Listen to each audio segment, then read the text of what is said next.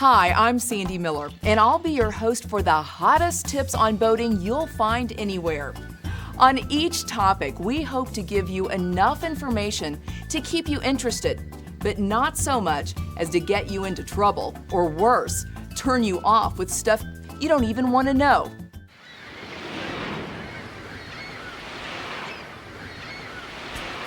If you want to go on a week's cruise, you don't have to own a sailboat or a mega yacht. You can charter one. Many people who don't like the bother of boat maintenance can charter a 45-foot sailboat for 2 weeks for about the price of yearly maintenance on this size vessel.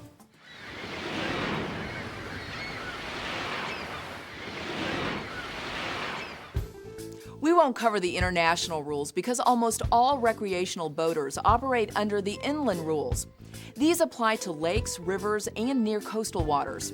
The most important rule of all is avoid hitting anything. When in doubt, slow down or stop until the situation is clarified. Anytime you meet another vessel on the water, it's like approaching an unmarked intersection in your car. The good news is that rules do exist to cover the actions of each vessel. The bad news is that most vessel operators don't know these rules exist. The crossing rule. Inland rules state that when two power-driven vessels are crossing, to avoid risk of collision, the vessel which has the other on her starboard side, the giveaway vessel, must keep out of the way, and if circumstances permit, cross behind the other vessel, the stand-on vessel.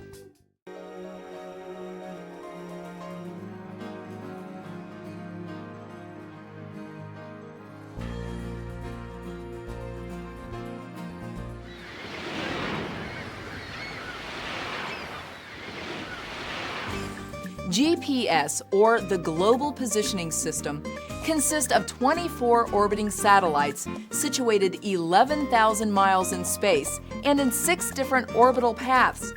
The most important feature of a GPS is that it gives a boater his exact position. GPS units are cheap and come in a variety of models that suit lake users or world cruisers. Some models have so many features that you can easily spend half a day just reading the manual.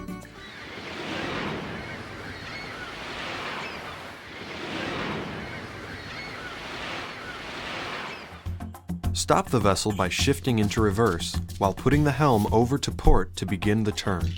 As you enter, shift into forward while putting the helm over to starboard. A short power burst. One of the areas I specialize in is what's referred to as galvanic corrosion of underwater metals on boats. It's important to remember that galvanic corrosion is a natural occurrence, physical phenomenon when you connect a bronze prop, a stainless steel shaft, and a sacrificial zinc all together and put them in an electrolyte. Okay, we're going to get ready to tack. Ready about. Heartily, heartily. We're going to have to do this very controlled because the wind is blowing very hard.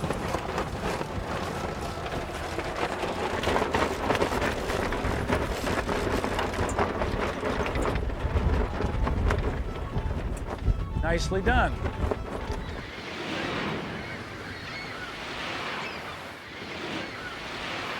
Considering the big expense you have just made in purchasing your vessel, it really makes no sense to then dash out and anchor with inferior rope. Why trust your entire investment to a poor quality product when the best ones only cost a few bucks more? Over the years, literally thousands of knots have been invented, but these 8 should be sufficient for most boating needs.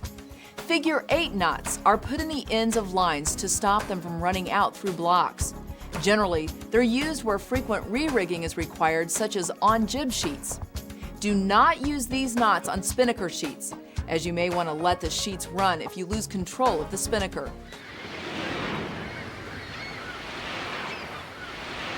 Every boat with an engine must have an approved marine-grade fire extinguisher on board.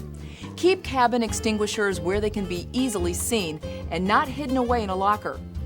In an emergency, no one will know where to find them. Be sure everyone aboard knows how to use an extinguisher. Engine rooms should have an automatic fire extinguisher with an alarm.